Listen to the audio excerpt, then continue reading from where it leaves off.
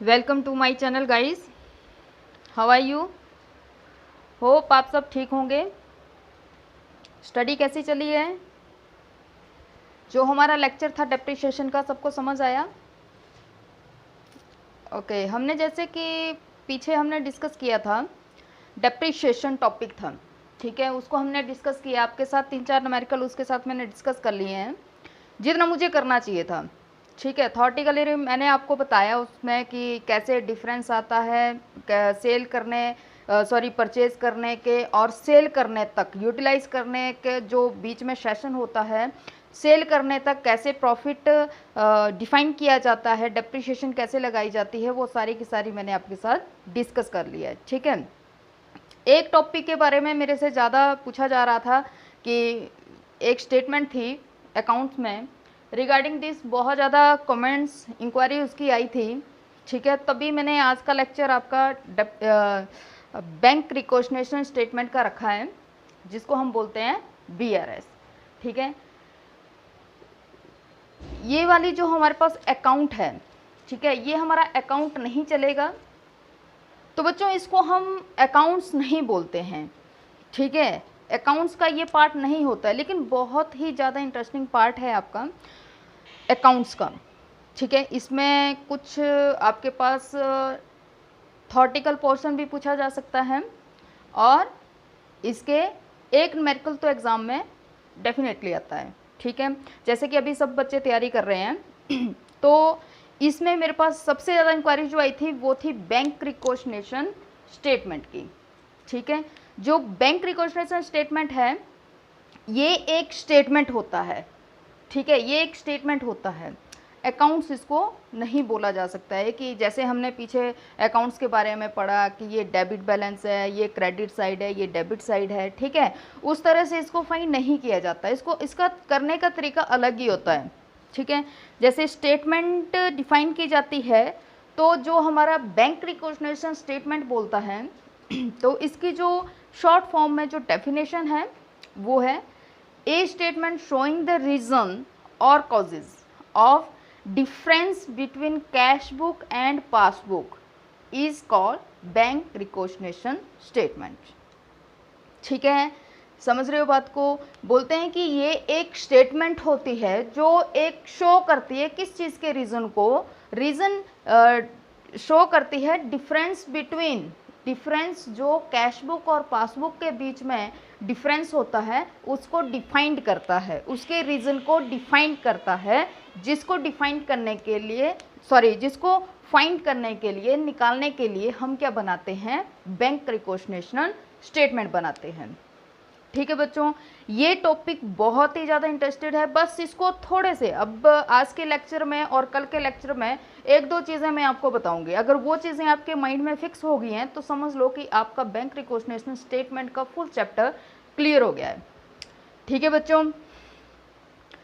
मैंने जैसे कि आपको बोला कि ये डिफरेंस डिफाइंड करता है, इसमें सिर्फ दो चीज़ें हम डिस्कस करेंगे। कौन कौन सी चीज़ें डिस्कस करेंगे? एक हमारे पास आती है कैश बुक और दूसरी आएगी पासबुक, ठीक है। आपको पता होना चाहिए बच्चों कि कैश बुक क्या होती है और पासबुक क्या होती है, ठीक है। बैंक रिकॉग्निशन स्टेटमेंट हम बाद में देखते हैं, सबसे पहले हम यही डिस्कस करते हैं कि कैश बुक क्या होती है और पासबुक क्या होती है। बैंक रिकॉग्निशन स्टेटमेंट को शॉर्ट फॉर्म में क्या बोलते हैं हम?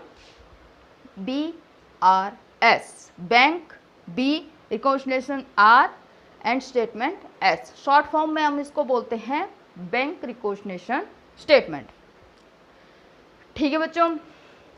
इसके बाद जैसे कि मैंने आपको बोल दिया कि आपके पास पासबुक और कैश बुक दो बुक्स होंगी जिनके बीच में जो डिफरेंस होगा उसके रीज़न को फाइंड आउट किया जाता है, जिसके लिए हम क्या बनाते हैं, एक स्टेटमेंट बनाते हैं और उस स्टेटमेंट का नाम बताया गया है बैंक रिकॉग्निशन स्टेटमेंट, ठीक है।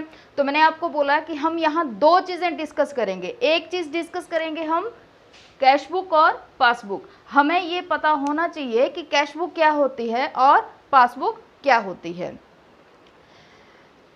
अब देखो बच्चों हमारे पास एक कस्टमर है, पर्सन है कोई, ठीक है। इसको मैंने नाम दे दिया कि ये एक पर्सन है, ठीक है।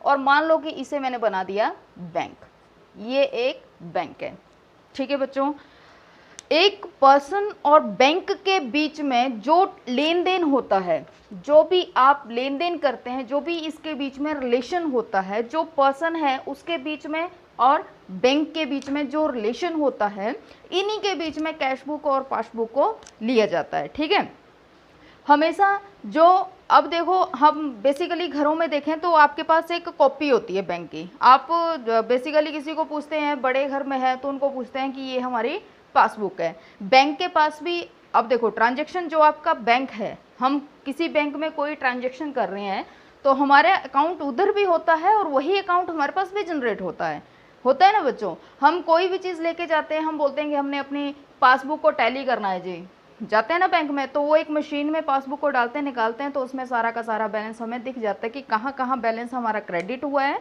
और कहाँ कहाँ बैलेंस हमारा डेबिट हुआ है। क्रेडिट और debit that is not part of account. ठीक है, ये पार्ट ऑफ अकाउंट नहीं है स्टेटमेंट के रिगार्डिंग से। डेबिट और क्रेडिट को यहाँ पे बोला गया है, इसके जो रूल हैं, डेबिट मीन्स आया, क्रेडिट मीन्स गया। ठीक है, ठीक है, तो ये एक नाम दे रखे हैं। ठीक है, जो एक स्टेटमेंट के हिसाब से नाम दे रखे हैं वो इन दोनों को नाम दे रखे हैं। जो पर्सनल के पास बुक होती है बेसिकली उसे हम कहते हैं कैश बुक। स्टेटमेंट यही बोल रही है कि जो पर्सन के पास कॉपी होती है ना, जिसको बैंक में ले जाया जाता है, बैलेंस टैली किया जाता है। कैसे बैलेंस टैली किया जाता है? मशीन में कॉपी जाके वापस आके कैसे उसमें बैलेंस आ जाता है? ये भी तो एक सोचने वाली बात है ना, क्योंकि वही अकाउंट हमारा बैंक भी जनरेट करता है। हम 1 रुपया भी निकालते हैं उसका हिसाब भी बैंक के पास होता है। ठीक है, तभी हमारा अकाउंट उधर जाता है। ठीक है, हमारी कॉपी मशीन में जाती है, वापस आती है तो वो बिल्कुल जनरेट होके आती है। ठीक है, और बैंक के हिसाब से जो उनके पास कॉपी होती है उसे हम कहते हैं पासबुक। ठीक है बच्चों, समझ रहे हो बात को? एक पर्सन, एक कस्टमर के पास जो कॉपी होती है उसे हम कहते हैं कैश बुक, और जो बैंक के पास होती है उसे हम कहते हैं पासबुक। ठीक है, समझ आ गई बात? ठीक है, ये छोटा सा थॉटिकल पार्ट है। ये बेसिकली अगर इस चीज़ को बच्चों आप समझ गए, आपको पता ही है कि अगर छोटी सी चीज़ आप मिस कर दी आपने अपने माइंड से, तो इट मीन्स आपको पूरा का पूरा चैप्टर जो है दोबारा आपको रिवाइज करना पड़ेगा। ठीक है, इसलिए ये छोटी छोटी चीज़ें ये आपको पता होनी चाहिए। ठीक है, जो कस्टमर के पास कॉपी होती है उसे हम कहते हैं कैश बुक, जो बैंक के पास कॉपी होती है उसे हम कहते हैं पासबुक। ये क्लियर हो गया ना बच्चों? ठीक है, ये दोनों चीज़ें क्लियर होगी ना कि कैश बुक क्या होती है, पासबुक क्या होती है। ठीक है, सिंपल सा मैजिक है कि आपके कैश बुक जो है वो कस्टमर के पास है, पासबुक जो है वो आपके बैंक के पास है। ठीक है, दोनों चीज़ें डिफाइंड होगी। इसमें से हमारे पास आती है सबसे पहले कैश बुक। अब ये चीज़ बोलते हैं कि डेबिट बैलेंस, क्रेडिट बैलेंस। ठीक है, अब ये काउंट नहीं है, उस चीज़ को भूल जाओ कि डेबिट आने वाला है, क्रेडिट जाने वाला है, debit words comes in, credit words goes out. ठीक है, वो चीज़ नहीं है। ये एक स्टेटमेंट कर रहे हैं, स्टेटमेंट के हिसाब से डेबिट का मतलब है प्लस और क्रेडिट का मतलब है माइनस। वो भी आपके बुक के ऊपर डिपेंड करता है कि आप कैश बुक के बैलेंस से कर रहे हो। कैश बुक से हम 2 न्यूमेरिकल करते हैं, कैश बुक का डेबिट बैलेंस, कैश बुक का क्रेडिट बैलेंस।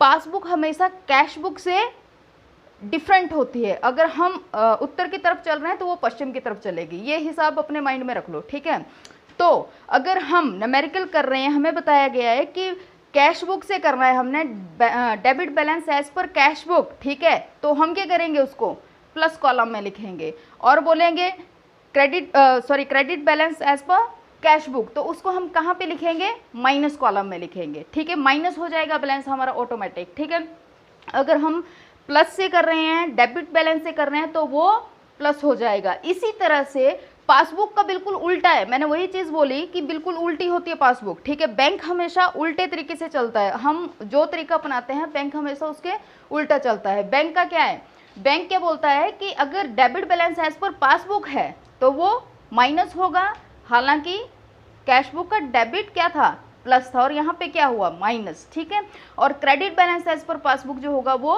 प्लस होगा। ठीक है बच्चों, ये दोनों बैलेंस आपको समझ आ गए ना? ठीक है, इसके बाद हमारे पास आता है फॉर्मेट। ठीक है, बैंक रिकॉग्निशन स्टेटमेंट अब हमने इसके बाद जो मेरा लेक्चर रहेगा वो मैं सोच रही हूँ कि देखते हैं मेरे पास इंक्वायरी किस चीज़ की आती है, बट उसी हिसाब से मैं सोच रही हूँ कि फाइनल अकाउंट आपसे डिस्कस करूँ, ठीक है। उसी तरह से फाइनल अकाउंट में जो आपकी बैलेंस शीट बनती है उसी तरह से फॉर्मेट एज वेल एज वैसा ही होता है, ठीक है। सबसे पहले बैंक रिकॉग्निशन स्टेटमेंट का फॉर्मेट हम करते हैं तो एज ऑन वैसे ही लेंगे, जो डेट आपके पास मंथ आपके पास होगा वही आपने यहाँ पे लेना है। फिर उसके बाद आपके पास क्या आता है, कॉलम्स बनते हैं 3। पहला कॉलम आपका आता है पार्टिकुलर्स, ठीक है। पार्टिकुलर्स जो आपकी ट्रांजेक्शन्स आती हैं वो सारी की सारी ट्रांजेक्शन्स आपकी इधर आएगी, ठीक है बच्चों। आपका डेबिट बैलेंस है, क्रेडिट बैलेंस है, मीन्स प्लस है माइनस है, इन रुपीज़ में आपका इधर आएगा, ठीक है। अगर डेबिट बैलेंस है प्लस में है रुपीज़ में आपका इधर आएगा, और माइनस का है तो आपका इधर आएगा। कैसे बच्चों, देखो मैंने बोला अब हम सबसे पहले सिर्फ मैं फॉर्मेट डिस्कस कर रही हूँ शॉर्ट फॉर्म में कि मैं कैश बुक आपसे डिस्कस कर रही हूँ। तो debit balance as per cash book, ठीक है। Debit balance as per cash book, मैंने क्या बोला, डेबिट बैलेंस क्या होता है, हमेशा प्लस होता है। तो ये कहाँ जाएगा इसका अमाउंट, प्लस कॉलम में। एज वेल एज मैं बोलूँ कि ओवरड्राफ्ट, ओवरड्राफ्ट क्या होता है बच्चों, नेगेटिव होता है, ठीक है। ओवरड्राफ्ट होता है कि बैंक से हमने उतना पैसा बैंक में है नहीं जितना हमने निकाल दिया। मान लो 10,000 बैंक में है और आपने 20,000 निकाल दिया, तो 10,000 कहाँ चले गए आपके, ओवरड्राफ्ट में। इट मीन्स वो नेगेटिव हो गया, क्रेडिट हो गया, ठीक है। तो ओवरड्राफ्ट और credit balance as per cash book, तो उसका बैलेंस क्या होता है बच्चों, क्रेडिट, तो आपका कहाँ जाएगा, क्रेडिट साइड में जाएगा, ठीक है बच्चों। ये था हमारा फॉर्मेट। उसके बाद सिर्फ फॉर्मेट में बैलेंस तक का आपसे डिस्कस कर रही हूँ। आगे आपके 2 फॉर्मेट और जाते हैं, एड टर्म्स के और लेस टर्म के। आपके पास एड टर्म के कौन से होते हैं, लेस टर्म के कौन से होते हैं, ये डिपेंड करता है कि आप कौन से फेवरेट बैलेंस से कर रहे हैं, डेबिट बैलेंस से कर रहे हैं, कैश बुक से कि पासबुक से कर रहे हैं। ये आपके डिपेंड करता है क्वेश्चन के ऊपर, क्योंकि क्वेश्चन आपसे कौन से तरीके से पूछा जाता है। क्वेश्चन 4 टाइप से आपसे पूछा जाएगा, एक डेबिट बैलेंस से, एक क्रेडिट बैलेंस है। यहाँ भी एक डेबिट बैलेंस है, क्रेडिट मतलब 4 टाइम से, 1 2 3 4, ठीक है। इन्हीं के ऊपर वो ट्रांजेक्शन डिफाइन करेंगे जो आपकी ऐड और लेस में जाएगी। वही चीज़ हम डिफाइन करेंगे कि ऐड कौन सी टर्म्स को किया जाएगा और लेस कौन सी टर्म्स को लिया जाएगा, ठीक है बच्चों। आगे का लेक्चर मेरा रहेगा, मैं आपसे कुछ रीजंस डिस्कस करूंगी, कौन से रीजंस होंगे जो बीआरएस के इन पॉइंट ऑफ व्यू से हम उसको प्लस करते हैं और किसी को लेस करते हैं, और क्यों करते हैं, ये सारी की सारी चीज़ें मैं आपसे नेक्स्ट लेक्चर में डिस्कस करूंगी। फिलहाल आपके पास ये टॉपिक बहुत है, इतना तक आप अच्छी तरह से इसको रिवाइज कर लीजिए। जो भी प्रॉब्लम इसमें आती है आप मेरे से इंक्वायरी कीजिए। आप मेरे को व्हाट्सएप भी कर सकते हैं, आप मेरे को मैसेज भी कर सकते हैं, ठीक है बच्चों। Okay, have a nice day. Bye bye.